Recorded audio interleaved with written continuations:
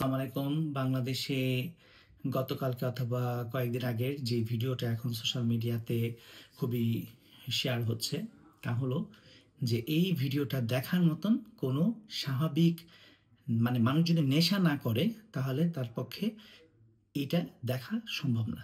যে একজন লোক আরেকজন লোকের চোখ বের করার চেষ্টা করতেছে, সামথিং লাইক দ্যাট। আর এইটা হচ্ছে একটা সিচুয়েশন।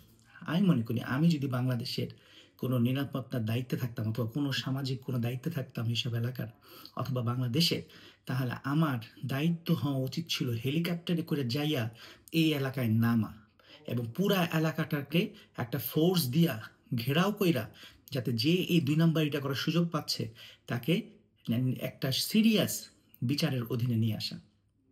আমার মনে হয় আজকে কয়েক বছর বাংলাদেশের ইতিহাসে এইসব দেখে যা মনে হচ্ছে, আমি এটা আগে অনেক জায়গায় বলেছি যে বাংলাদেশে ২টা রাস্তার মাধ্যমে পরিবর্তন হতে পারে। একটা হচ্ছে এনফোর্সমেন্ট স্ট্রং হইতে হবে, অথবা আমাদের মোরাল অবস্থান স্ট্রং হতে হবে। মোরাল অবস্থান স্ট্রং হবে শুধুমাত্র কোরআন অথবা অন্যান্য ঐশী গ্রন্থ স্ট্রিক্টলি ফলো করার মাধ্যমে, আর এনফোর্সমেন্ট স্ট্রং হবে আত্মীয়করণ দলীয়করণ না করার মাধ্যমে।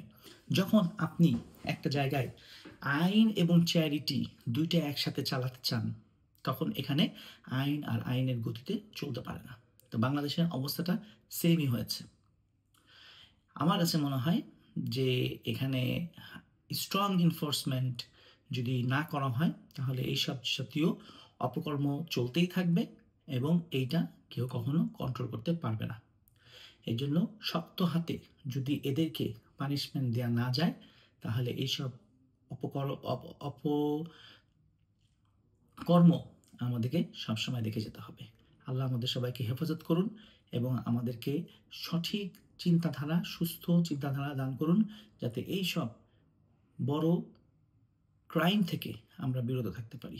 সকল রকম ক্রাইম থেকে আমরা যাতে বিরত